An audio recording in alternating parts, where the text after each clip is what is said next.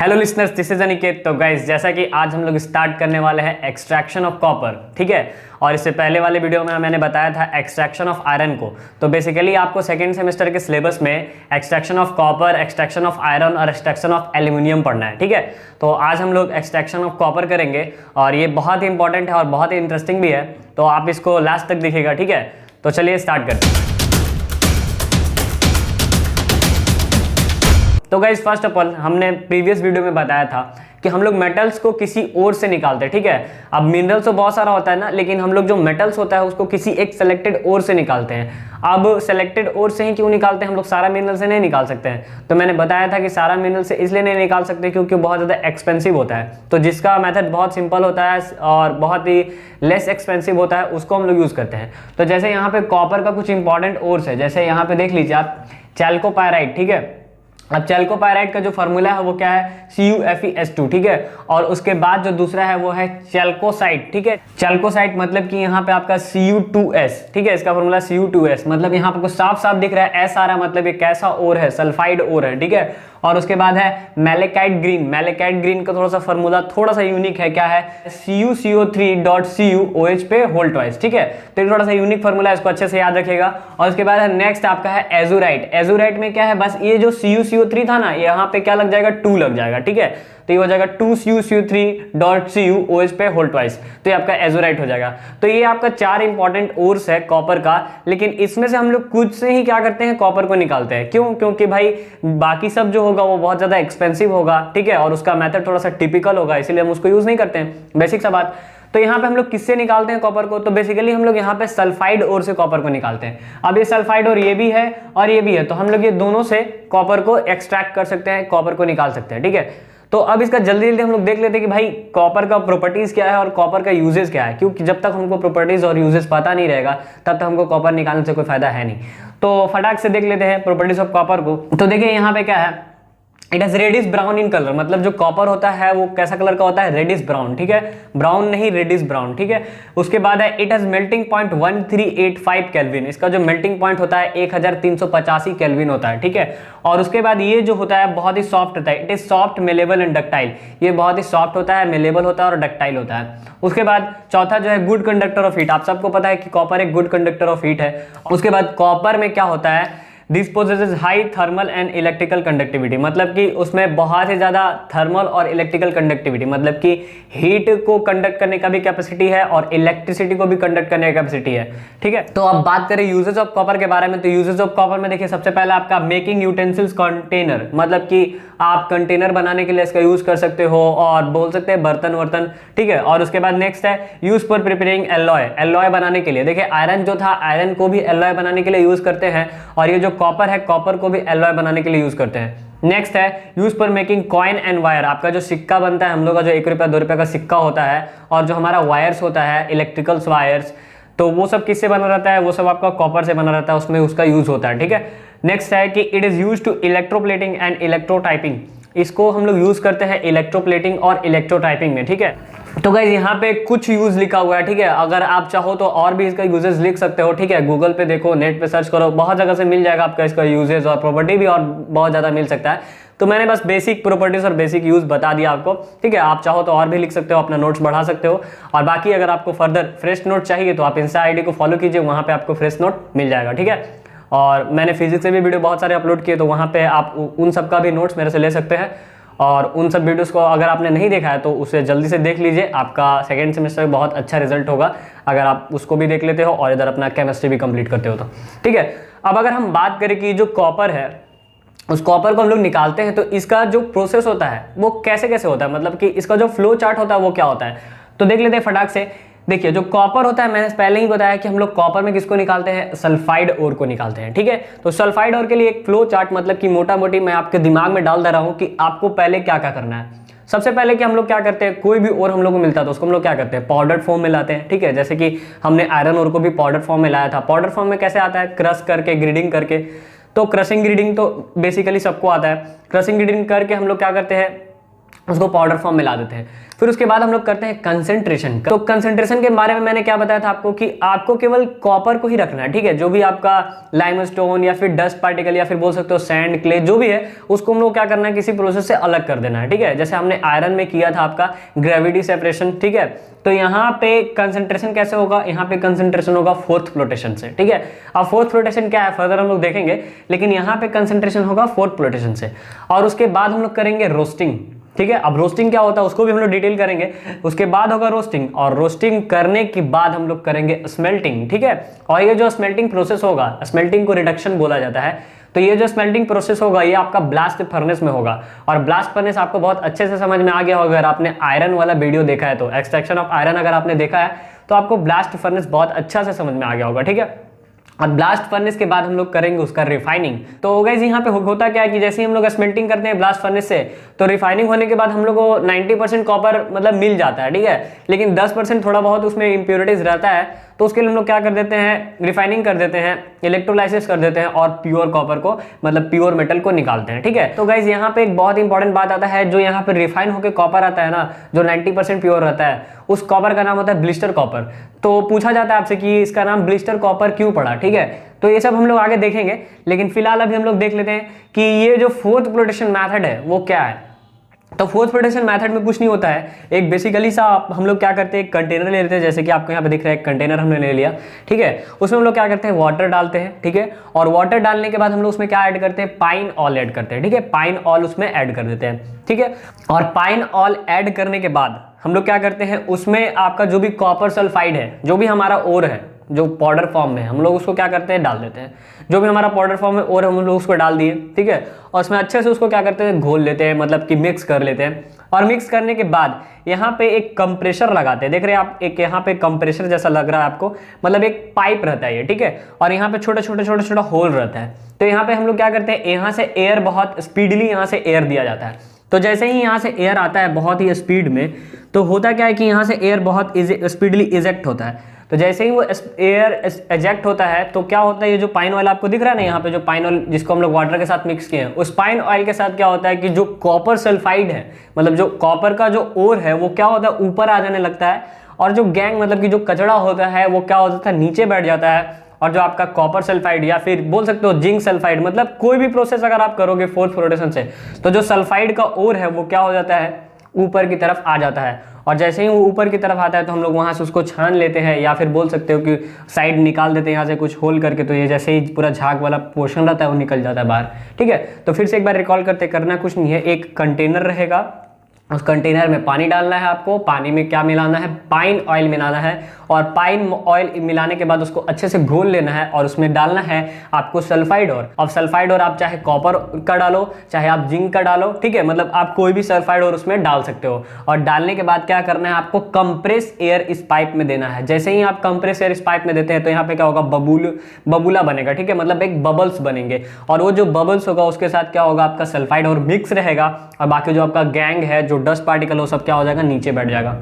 तो हम लोग ये बबल्स को वहां से निकाल लेंगे, मतलब हमारा जो सल्फाइड ओर है वो क्लियर हो जाएगा, ठीक है। इसके बाद फर्दर हम लोग बात करने वाले हैं रोस्टिंग और स्मेल्टिंग के बारे में, जो कि बहुत ही इंटरेस्टिंग होने वाला है। तो फटाक से आप इसका स्क्रीनशॉट लीजिए।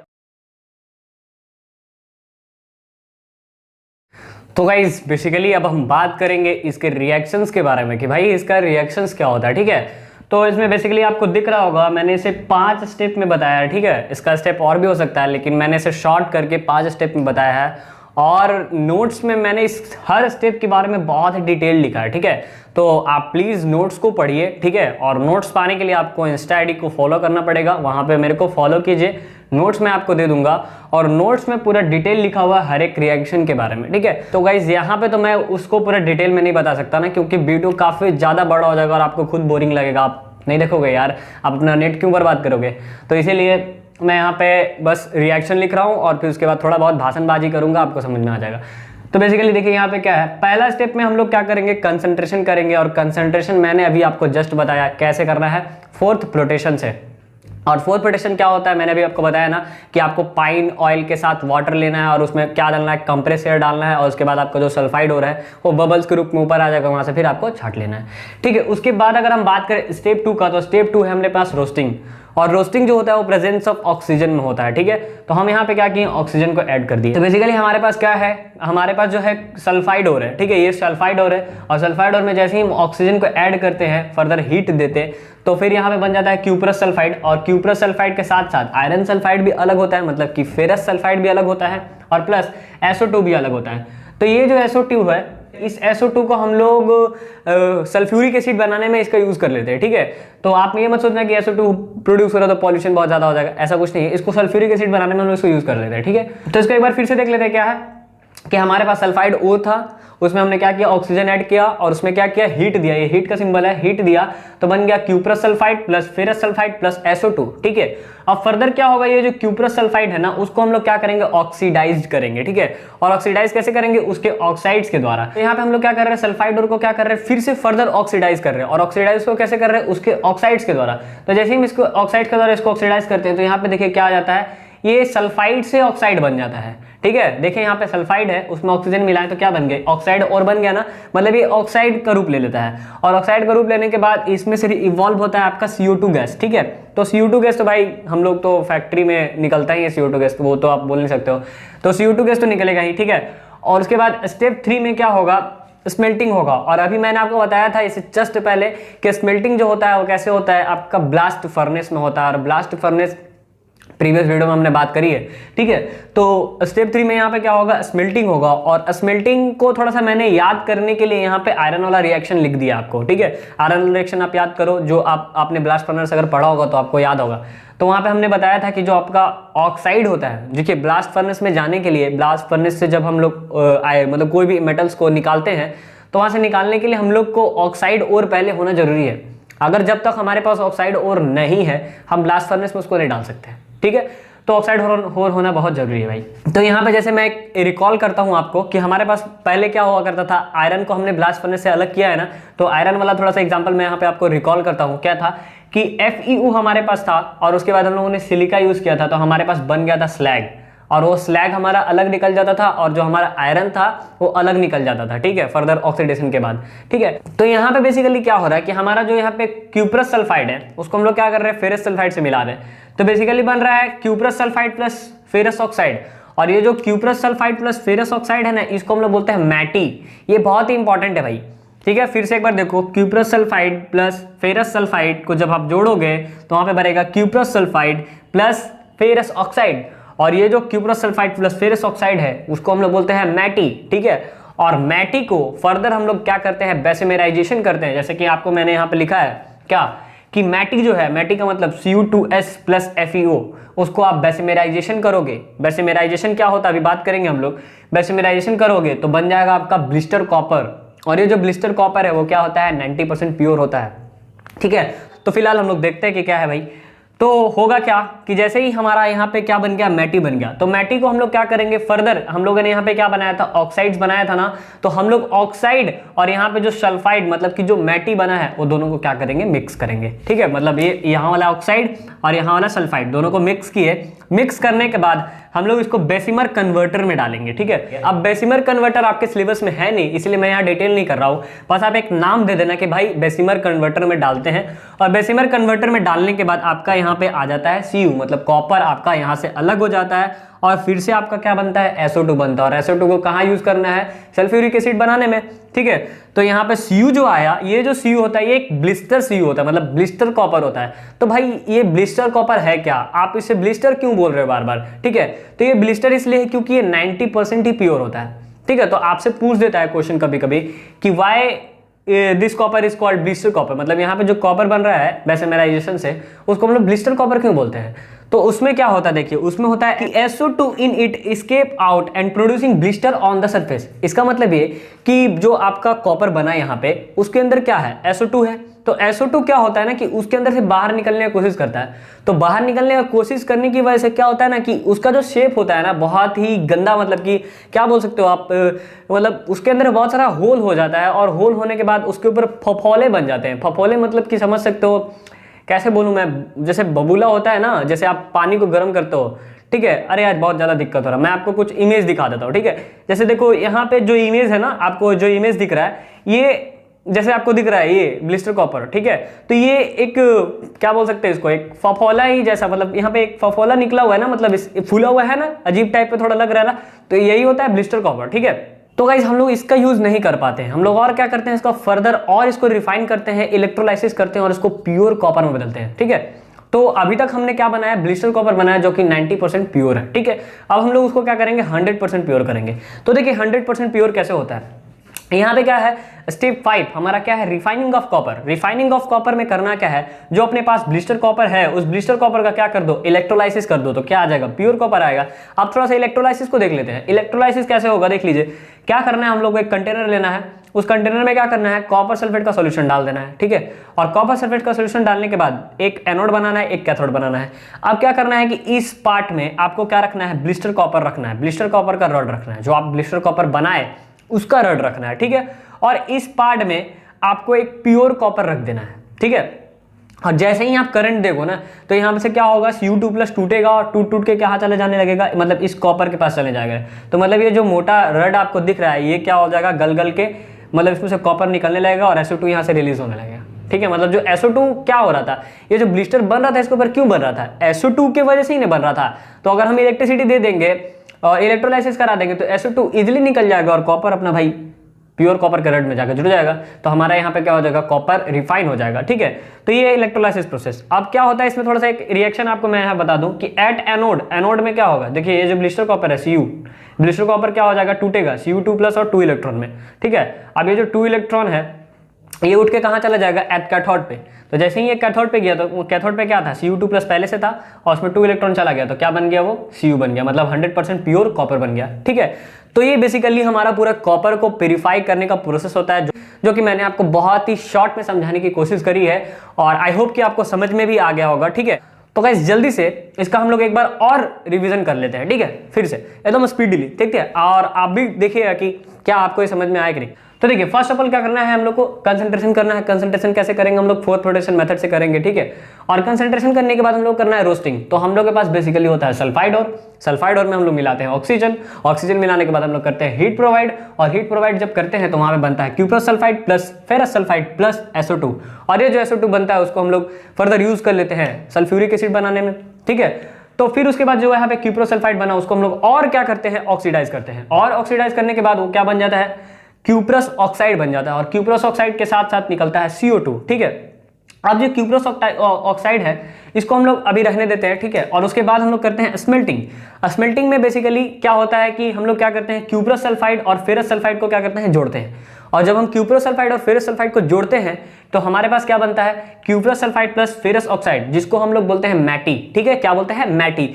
और फर्दर क्या करते हैं कि ये जो मैटी है उसको हम लोग क्या करते हैं, क्यूप्रस ऑक्साइड के साथ मिलाते हैं। देखिए यहाँ पे cuprous oxide plus cuprous sulphide, मतलब कि मैटी को क्यूप्रस ऑक्साइड के साथ मिलाते हैं। और मिलाने के बाद हम लोग उसको किसमें डाल देते हैं, बेसिमर कन्वर्टर में। और बेसिमर कन्वर्टर में डालते हैं तो वही प्रोसेस क्या कहला जाता है, बेसिमेराइजेशन कहला जाता है। और उसके बाद बन जाता है हम लोग के पास ब्लिस्टर कॉपर, और उसके साथ निकलता है SO2। तो SO2 का तो आपको यूज पता है। और ये जो ब्लिस्टर कॉपर बनता है उस ब्लिस्टर कॉपर को फर्दर और हम लोग क्या करते हैं, रिफाइन करते हैं। और रिफाइन करने के बाद, रिफाइन कैसे करते हैं हम लोग, इलेक्ट्रोलाइसिस से करते हैं। और रिफाइन करने के बाद हमारा क्या बन जाता है, प्योर कॉपर बन जाता है। और प्योर कॉपर जो होता है हम लोग का 100% प्योर होता है, ठीक है। तो यहाँ पे बेसिकली आपसे पूछ सकता है ब्लिस्टर कॉपर का प्रॉपर्टी, ठीक है, स्मेल्टिंग कैसे होता है, तो ये सारा डिटेल आपको नोट्स में मिल जाएगा, ठीक है। तो गाइज आई होप कि आपको क्लियर हो गया होगा। और अगर आपको क्लियर नहीं हुआ तो थोड़ा सा नेट बर्बाद करो, फिर से देखो, शायद समझ में आ जाए, ठीक है। और नहीं समझ में आता है तो फिर मेरे को कमेंट करो, और उसके बाद इंस्टा पे फॉलो करो, वहां पे पूछो, अगर दिक्कत है तो बताऊंगा, ठीक है। तो गाइज अगर मेरे मेहनत पे अगर आपको थोड़ा सा भी दया है या फिर बोल सकते हैं खुशी है तो लाइक ठोक के जाना, ठीक है। और सब्सक्राइब वगैरह जो भी है शेयर वेयर सबको कर देना, और जो भी वीडियो आएगा उसको पूरा देखना, ठीक है। Thanks for watching my video.